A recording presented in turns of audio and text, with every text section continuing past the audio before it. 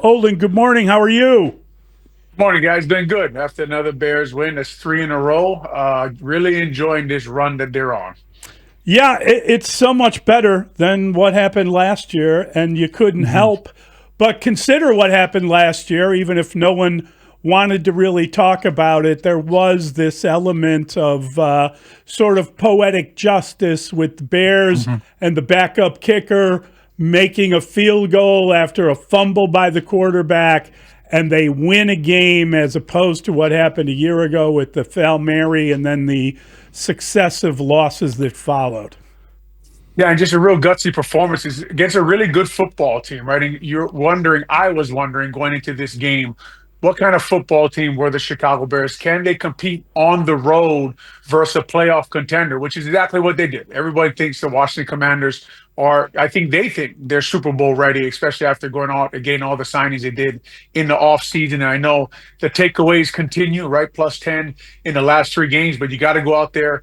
You got to make the plays to compete against a good football team, which the Commanders are. And I thought the Bears did an excellent job, like you're talking about, after what we watched last year, showing that they understand time management, they understand how to win football games, when to make the plays. I thought, guys, that Caleb from the pocket, we heard all this stuff coming out of college that he was played hero ball. He always ran around. He couldn't play within a system. I thought we watched him last night do a really good job. Whether it was hitting DeAndre Swift on that 3rd and 4, right? What do we always hear? Just get the ball in your playmakers' hands and let them make plays, guys. If the key is catching that ball, there in the I think it was the fourth quarter, the drop there down by the Bears end zone. Well, how many yards does Caleb have? And then continuing on that last drive, he hits Colston Loveland on a 3rd and 5, and then the Bears offensive line takes over the game, runs the ball down, and gets the Moody the game-winning field goal. Really fun to watch. A young quarterback in Caleb Williams makes those plays from the pocket. Just get the ball in his playmakers' hands. Based on what you saw and how you evaluated it, why do you think the Bears were able to have that success running the football when they needed to get the yards on the ground and move the ball down the field? What happened last night that maybe hadn't been happening before? I think it started with their bye week corrections, David. I think it started with they went to the bye week. The coaches all got in that office. Coach Roshar, Coach Ben Johnson, Dan Roshar, obviously the offensive line coach, Eric Bieniemy, the running back coach. They all got together and said, "Man, you heard Coach Johnson say after the game, let's shrink this menu a little bit. Let's make it a little more simple for the guys so they can really get more reps at the plays they need to run." And all of a sudden, you seen guys, there weren't as many mental mistakes this morning when I watched the film. Guys were on the right guys. They were pointing the right linebacker. The combo blocks were so much better in this game than they have been going into this game. By that I mean two offensive linemen working together up to the second level to block the linebacker. They did a really nice job of that, taking over the game, moving the down lineman, leaving for the linebacker at the right time. This offensive line played a really, really good football game there in the elements, on the road, silent count, a lot going on. Tip of the cap to Theo Benedict, who played a really good football game. He does a really good job, guys, getting to his spot out of pass roll. By that I mean getting a jump on the cadence in silent count is really hard to do. Getting in front of people, and he shows you just make the guy beat you in the NFL. It's amazing what you can accomplish if you'll compete on every play and do things the right way. And that's what Theo does. And I understand that was Jacob Martin he was going against yesterday. And there's Micah Parsons and there's Grenard coming and there's all these good pass rushers coming down the pipe at him. But for that night, last night, the Chicago Bears offensive line and DeAndre Swift running with attitude. And also David and Mully, the Bears coaches asking guys, whether what side of the ball, offense or defense, asking guys to do what they thought they were very good at doing in their first game. They really took advantage of that bye week, I thought, and really executed their game plan against the Commanders. This segment with Olin Kreutz is sponsored by Plumbers 911. Plumbing emergency, call the plumbing professionals, available 24/7 at 1-833-PLUM 911. I thought it was fairly extraordinary, Olin, that they managed to make the kind of adjustments they did in an era where you don't practice, where you really get time off for the bye week. It wasn't like you could go back to basics and have this kind of what would you call it? Almost like a boot camp, training camp type of situation. So it was more ethereal of the coaches coming up with ideas and making the players kind of buy into it than it was training them to do that sort of thing. I just I didn't know you could get that kind of stuff done in a bye week.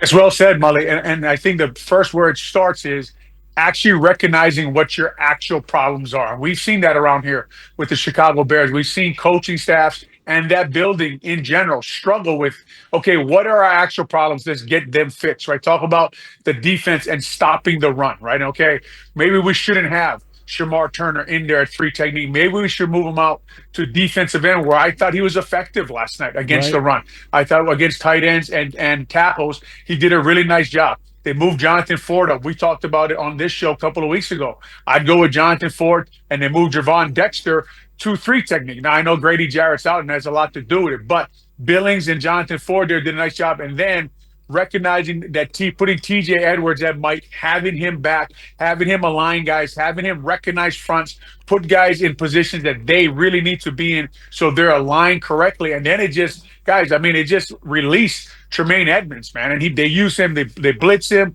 they use him a lot coming after the quarterback. They do a really nice job, again, when you turn their film on, okay, what does this guy do well? What is the player we have? What does he do well? Let's just ask him to do that. And I know that sounds simple to you guys. And it sounds like, man, why doesn't everybody do it? You'd be amazed how many teams don't do it. And when you watch the Chicago Bears going into the bye week, I got to say, man, the things I thought they need to do to correct what they're doing, they did almost all of it. And it was really fun to watch them last night get after it, take not stopping the run personal, go after the number one rush team in the NFL and slow them down and out-hit them and outplay them. And that's what I think carries forward, guys, is the fact that what I saw on film last night and this morning, those are things you can carry and say, okay, that can actually win. Because let's be honest, you're not going to go plus 10 over 3 games for the rest of the season, right? You're just not going to do it. The amount of takeaways that they're getting, even that fumble that Jaden Daniels has, and you have to put him under pressure to make him fumble that ball. But there's the rain and everything else. But what the Chicago Bears defense did last night, stopping the run, the way they used their personnel, really, really impressive to watch, Mully. And what you're talking about, just they fixed the run game for one game, and they fixed the run defense for one game. And that's all we talked about. That's all we talked about before that game versus the Commanders. That's why they wouldn't win that game. Well, they shut me up, and they went out and won the game.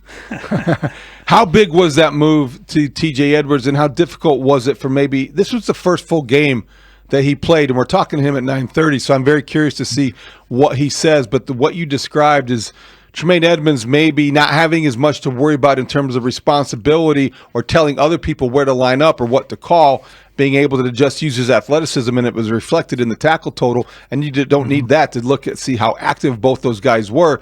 You know, the Bears play so often with just 2 linebackers that it seems like it would be easy to have them lined up, but it sounds like there's more to it than that, and TJ Edwards being back was able to lessen the load for Tremaine Edmonds.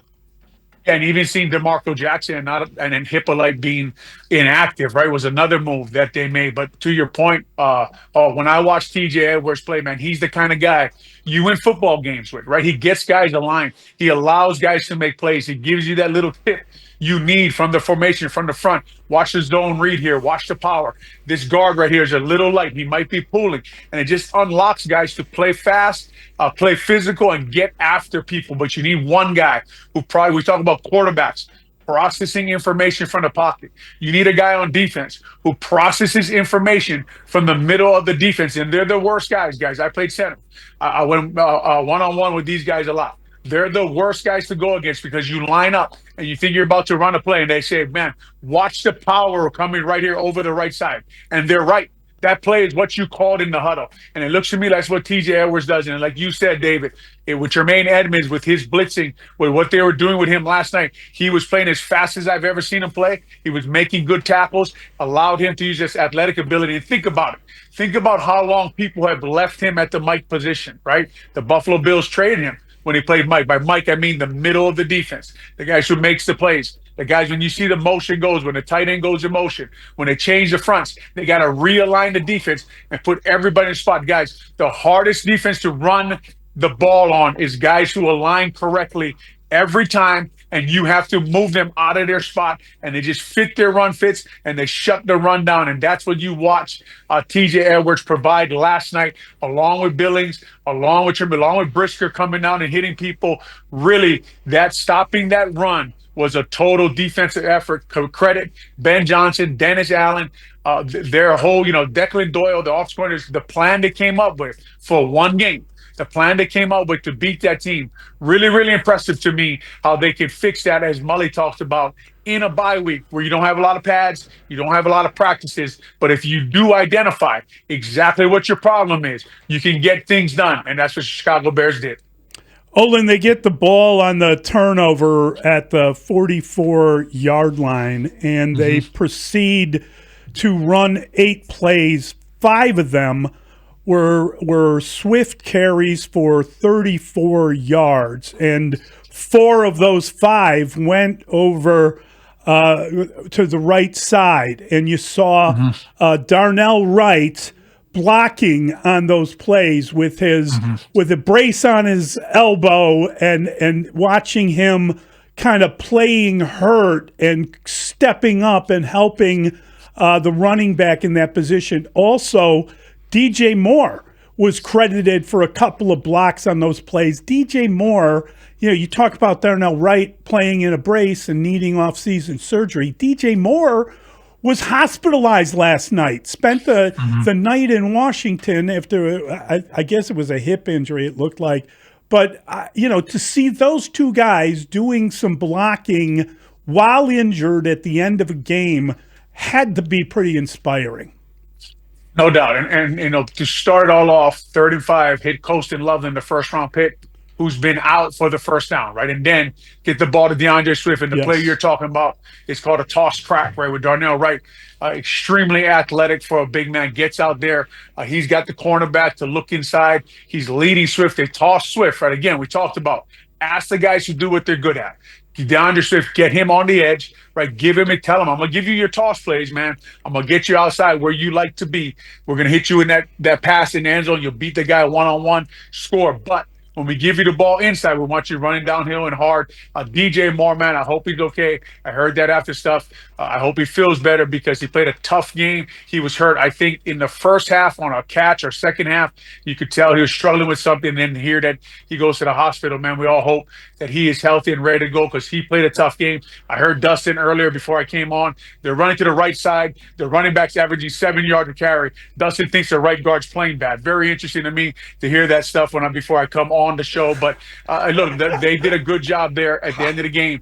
Offensive line, DeAndre Swift, they take over the game, right? They take over the game. They get him out of space just so Dustin understands. The right guard has the hard block, right? He has to reach the D tackle. They pull the offensive tackle out to space to block cornerbacks. The Dahlman reaches his guys, gets on the linebacker. Offensive line working in sync, man. Getting those yards late in the game to put them in a position to kick that an easy game-winning field goal, right? One that you can just not easy. You got to make it, but put him in his range. You're listening to a Plumber's 911 Football Monday on a Tuesday, presented by BC Bank and Great Clips. So, Olin, explain to everyone what happened with the Theo Benedict call, the illegal formation, what they can do to prevent that moving forward, and how bogus it might have been. Yeah, that's a good word for it. I thought it was a bogus call. Roma Dunze on the slot fade, right? What a catch, right? His body control and turnaround, catching that ball. I thought it was just a great play all around by Chicago Bears. Obviously, tackles try to get a little deeper in their alignment, right? They called him for being illegal formation. Basically, he's off the ball in a wide receiver and or running back position. Your helmet has to break the backside of the center, the butt of the center. Troy Aikman drew the line on his helmet. You could see that it was breaking it. I thought the refs we heard all about their squad going into the game, and they kept up their reputation after watching that game. They make a ton of calls, some unnecessary as their rep. Olin, I'm curious. I told this to David. I wanted to ask you about this yesterday, but we didn't have time. Was watching the Manning cast, and they had this.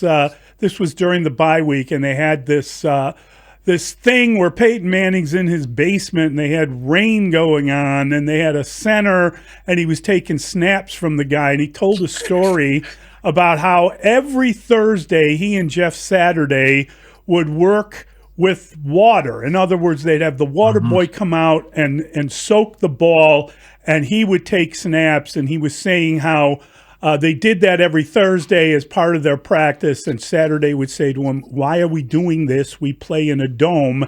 And Manning said that it was the little things that really mattered. And then he talked about getting into the Super Bowl against you guys and how the ball was wet and it was a wet day and he never lost a snap and they did not fumble in the game, and the Bears fumbled a few times in the course of that game. It was interesting to see the fumble then from Jaden Daniels, and it was interesting that the Bears managed to hang on to the football. Now Caleb's from that part of the world. I don't know if he's used to that kind of weather, but he managed to hang on to the ball, and they had 3 turnovers. The Bears had 3 takeaways, including 2 fumbles. One was punched out, but that slippage of the ball from the quarterback, was that weather related, and how much was Manning right about preparing for that sort of thing? Yeah, he's a 100% right. And I'd heard the same story, Mully, after the Super Bowl, man. I thought that is amazing that they worked on that every week, right? And they call it the wet bucket drill for quarterbacks and centers. And honestly, I never even heard of it until Peyton Manning mentioned it, right? And those are the kind of guys you go up against and they get ready to win games in certain situations. And those are the things that win football games. And you saw, like you're saying, Jaden Daniels, when it was really misty and rainy, and I think they predicted a nor'easter and a weather there, and they knew that stuff was coming in. And if you're preparing for that, you're ready for it. And he just drops that fumble there. I mean, that snap there on 3rd and 1, right? And those are the kind of things that win and lose football games. And that's what happens when you go against a Hall of Fame quarterback in the Super Bowl, and he is prepared for everything. And like you said, it was basically a monsoon there for us in the Super Bowl there in Miami, and we struggled with ball security and holding on to the football. And those guys were ready. And those are the kind of things that make difference in football games, and you learn from it. And too bad we learned too late. But the Chicago Bears look like they're not with the coach they have. They look like they're attacking things. I'd be interested to see if they were working wet ball drills and wet bucket drills, Chicago Bears, because those are the kind of things that we're talking about that you hear leaking out of Hallis Hall nowadays that the Bears are doing, like you're saying, in the bye week and getting better at things. They're saying that the coaches and stuff are predicting their problems that are coming. And when you watch the film, you say, man, I wonder if they'll try this to make their team better. It looks like that's the stuff they're doing. And I wouldn't be shocked from everything we're hearing coming out of Hallis Hall that those are the things that they are working on up there at Hallis Hall. Those kind of things, like, look, it could be rainy there. Let's work on a few wet ball drills. To your point, it'd be an interesting question to ask them. Great stuff, Olin. Thank you, buddy. Thanks, Olin. Appreciate it, Mully. Appreciate it, Dave.